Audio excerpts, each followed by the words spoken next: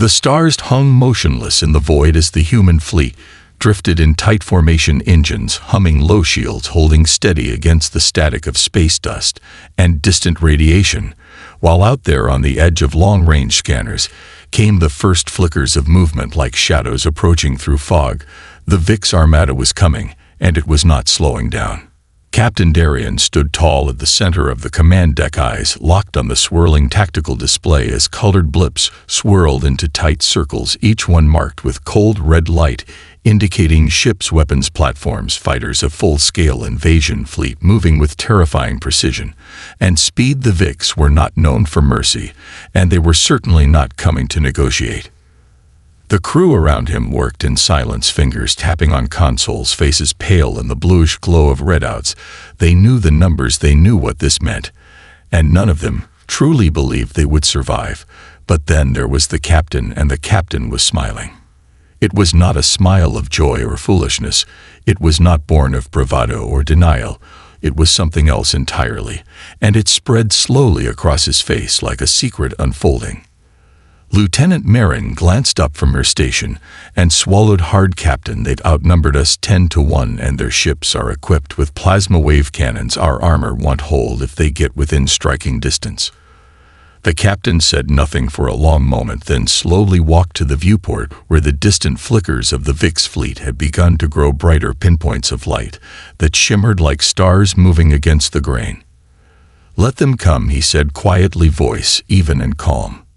The bridge was silent, then broken only by the rising ping of approaching contacts. Alarms began to chirp across the console decks as the first wave of enemy fighters swept into scanning range, sleek vessels shaped like curved daggers slicing through space with terrifying grace.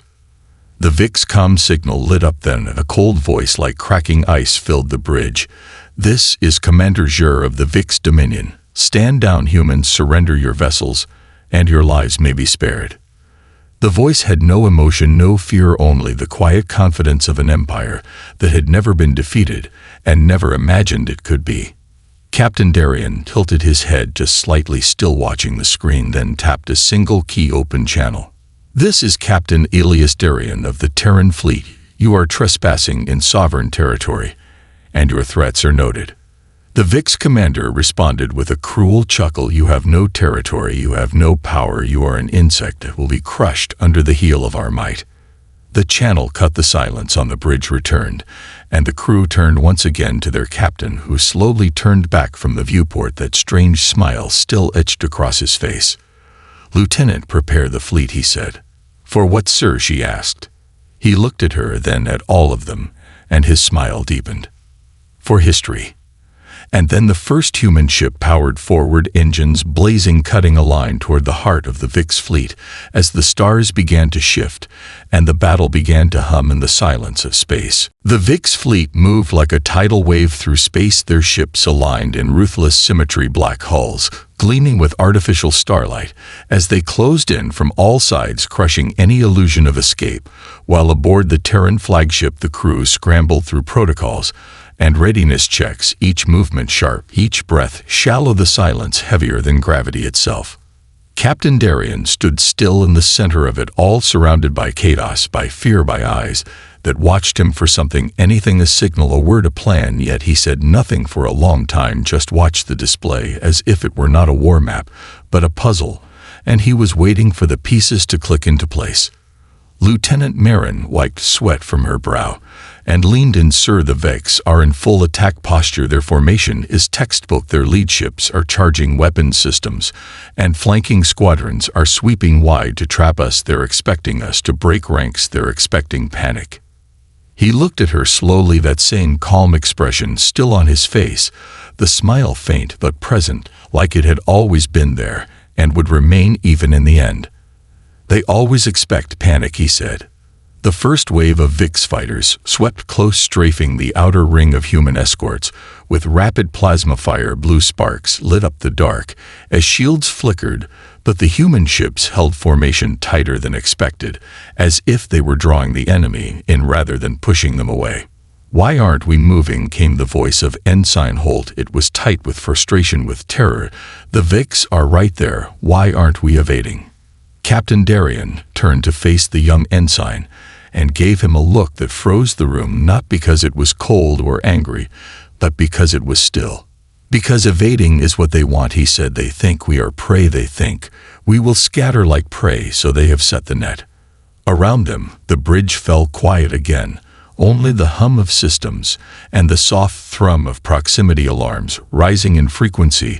The VIX were accelerating, dozens of ships in tight converging lines. The sky outside the viewport was no longer filled with stars, but with war. "Activate pattern Delta 3," Darien ordered quietly, and launched the first set. Marin hesitated just half a breath before nodding, "Yes, sir."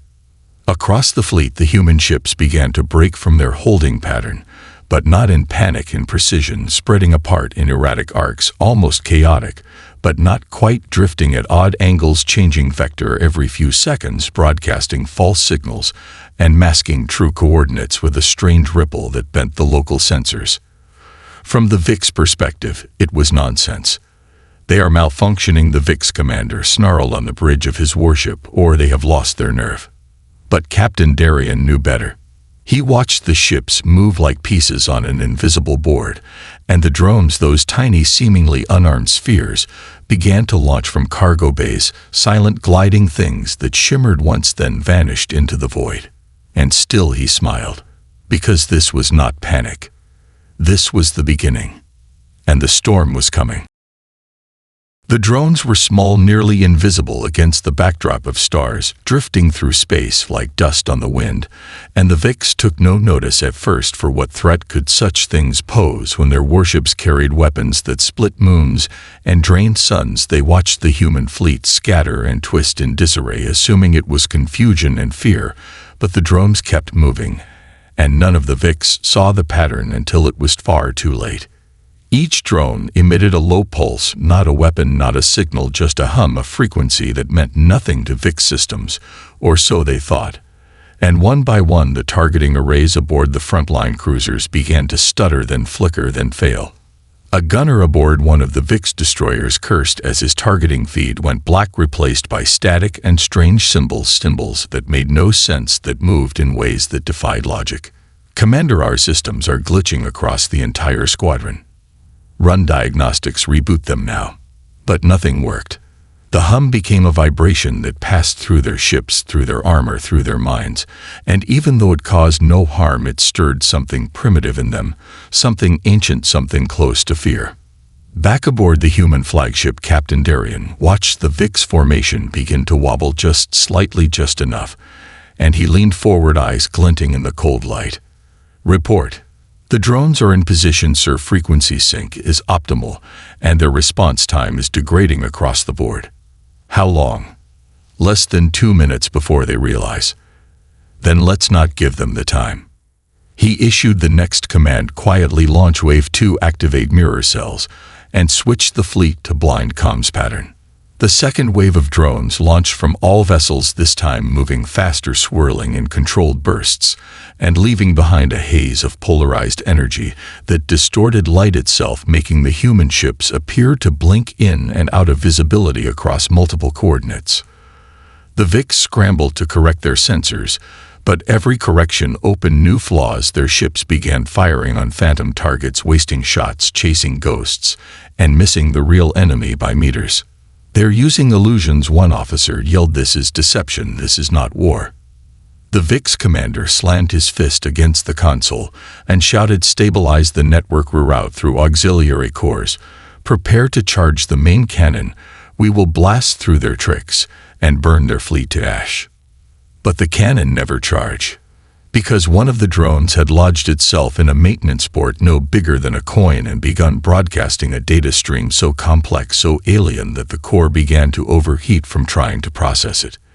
And still Captain Darien smiled. He stood amidst the flickering lights and rising energy like a conductor before the crescendo. "They thought we built those drones as weapons," he said, "but they were never weapons, not in the traditional sense." "Then what are they, sir?" Marin asked. He looked at her and said, "They are questions, And the VIX have never liked questions they cannot answer. The VIX formation was unraveling their movements, growing sharp and irregular as confusion spread through their fleet command structures, buckled under the weight of unknown variables. Their elite systems now turned against them by a species they had considered primitive, unworthy, irrelevant. And aboard the lead cruiser, Commander Zher paced furiously, barking orders, rerouting commands.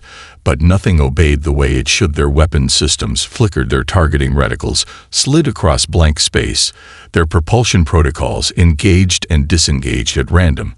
And still the human ships danced at the edge of range, never staying still, never falling for bait. "They are mocking us," one of his lieutenants hissed. "Their ships are phantoms, sir. They strike and vanish before we can respond." Commander Zher growled low in his throat, a guttural sound from deep within his second lung, and leaned over the tactical board. "Find the command ship, destroy it, crush their nerve, and the rest will fall." And in that moment the trap closed, because the humans had heard everything. The drones were not just interference tools, they were ears and eyes and echoes, and they had wormed their way into the VIX data stream, feeding it back to Captain Darien in real time. He stood now before the main display, his expression unreadable, but the smile remained etched like a scar across his face as he watched the VIX commander shift his forces, redirect fire, reposition heavy cruisers, and open a lane straight through the center of his own formation. "They're coming," he said quietly, just as predicted. Marin blinked at the screen. "Sir, they're leaving a gap." "No," he replied, "they're making what they believe is a hole in our net. They think they are hunting us, but they are following the line we drew for them." On the far edge of the battle, human ships began a slow retreat, pulling back in what appeared to be disorganized clusters, some spiraling erratically, some firing in wild directions. But every movement was calculated, every error planned, every signal false. The VIX surged forward, eager to strike, emboldened by the illusion of weakness. And then the human fleet turned. Like a wall of flame rising from quiet embers, they pivoted, engines burning, white-hot weapons arrays spinning to life, and launched everything they had. Dozens of VIX ships were caught in the kill zone, perfectly aligned for maximum impact, unable to dodge or shield themselves in time. Their hulls shattered under focused fire, their engines ruptured, their cannons exploded inward. The VIX flagship rocked hard as shockwaves rippled across the fleet, and in the chaos Captain Darien gave the next order. "Activate the silence field." Across the human ships, a low-frequency pulse was emitted, blanketing the area in pure static. It shut down VIX communications, disrupted their command net, isolated each ship into silence. Commander Zher slammed his fist again, trying to reconnect, but all he saw was snow. No commands, no reinforcements, no guidance. Just silence. And Captain Darien watching it all unfold as the net drew tighter, as the walls closed in, as the predators realized too late they were the prey. The silence field held like a dark veil across the void, cutting off VIX ships from one another, leaving them blind and deaf, and alone in the cold, while the human fleet moved with eerie synchronicity, silent as shadows, fast as flame, the scattered illusion, now folding inward, pulling tight like the strings of a trap closing around its prey. Inside the human flagship, the bridge was quiet, but it was not fear that filled the space now. It was focus, it was clarity, it was the strange energy that comes when death is near, but something greater pulls stronger, something human. Captain Darien watched the unfolding chaos as if he had already seen it all before his hands behind his back, his eyes burning with something that was not just determination. It was something deeper, older, forged in centuries of survival, of loss, of clawing out from beneath extinction itself. "We've got movement on the left flank," Lieutenant Marin called out. "They're trying to regroup, sir." "Let them," he said calmly. "They are not regrouping, they are grasping." And Seinholt was wide-eyed as he stared at the sensor data. "Sir, our losses minimal, less than anticipated." "That's because they don't understand what we are, sir. They think war is numbers and ships and firepower," Darien said, turning toward his crew. "But war is people, it is choice, it is resolve." He stepped forward and placed a hand on the shoulder of a trembling technician, who nodded once and held firm as systems buzzed around him. "You held that line when you could have run, and that is what they will never understand." Across the fleet, human crews were battered, bleeding, sweating through fear and fatigue. But they did not waver. Not one ship broke formation, not one crew lost resolve. Even those hit hardest, those with smoke in their lungs and sparks raining down from overhead, gritted their teeth and stayed locked in place. Because this was not just about survival, it was about defiance, it was about memory. They remembered Earth during the burning, they remembered Mars when it almost fell, they remembered the long dark and the silence, and how humanity had crawled back from every abyss. And now they would remind the galaxy what that looked like. The VIX flagship finally pushed through the haze engines, surging toward the Terran command ship, desperate to end it, to strike the head and crush the will, but they were already too late. Weapons, sir. Hold. Sir. Hold. The VIX ship came into full view, charging weapons banks glowing blue with impending fury. Now, a single coordinated volley burst from the human fleet, piercing through the weakened VIX shields like needles through cloth, hitting precise structural nodes with devastating accuracy. The flagship shuddered, its hull split with silent fire, and as it began to fall apart in slow, spiraling agony, the rest of the VIX fleet hesitated. Because now they saw. They saw what kind of enemy they faced. Not one that should have run, but one that chose to stand. Not one that hoped to win, but one that refused to lose. And still, Captain Darien smiled. The destruction of the VIX flagship sent a ripple through the stars, a moment of stillness before the chaos deepened, before the remaining VIX ships realized the full extent of the collapse, and for a breathless span of seconds, they simply froze, unsure whether to charge or retreat, unsure if they were even still the hunters. But Captain Darien was not waiting. On his signal, the Terran fleet shifted again, not in retreat, not in defense, but in full pursuit, engines roaring, shields burning, and weapons charged to maximum as they swept forward like a rising wave, reclaiming space that had never truly belonged to them yet. The VIX tried to regroup, pulled hard by instinct and discipline, but the silence field still rang in their minds, dissonant and disruptive, cutting off their orders, fracturing their unity, until they were only fragments of a once flawless machine.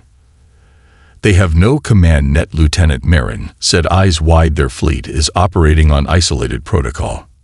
Then they are no longer a fleet, Darien replied. They are only ships. He leaned closer to the display, eyes locked on a cluster of VIX cruisers that were spooling power into a weapon the humans had never seen before, a massive beam array shaped like a spear, glowing with unnatural energy.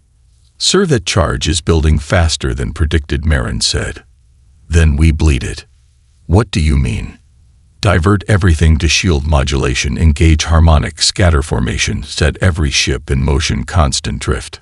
Across the Terran line, ships began moving erratically, their paths forming a shifting lattice, each ship pulsing with a different frequency of shield modulation, one absorbing another, deflecting a third, refracting light and energy into patterns the VIX could not lock onto. The beam fired. It lit up the dark like a god's finger, slicing across the battlefield with roaring heat that bent the stars. But it never landed clean. It split against the shield lattice, broken and mirrored, and sent arcing back in twisted loops of distorted energy, some of it striking nearby VIX ships, some of it folding back into the beam array itself. The cannon exploded in a corona of fire, and the VIX screamed in silence. Darien watched the flare through the main viewport, jaw tight, eyes sharp, and for the first time he spoke not to his crew but to the enemy. You build your empire on fear and fire and control, he said to the void, but fear cracks, fire burns out, and control is only an illusion. And now you know. Across the stars, VIX ships were scattering, some breaking formation, others simply powering down, drifting in surrender, their lights fading, as if the truth had struck deeper than any weapon. They had been outmatched, not in technology, not in scale, but in will. In the sheer raw refusal of the human spirit to obey the laws of inevitability. They were looking at a species that had no place in their order of things, and yet had carved one anyway. With grit and scars and minds sharp enough to turn every weakness into a weapon. Captain Darien looked out at the wreckage, and did not cheer, did not gloat. He simply nodded once and said, "Let the galaxy take notice."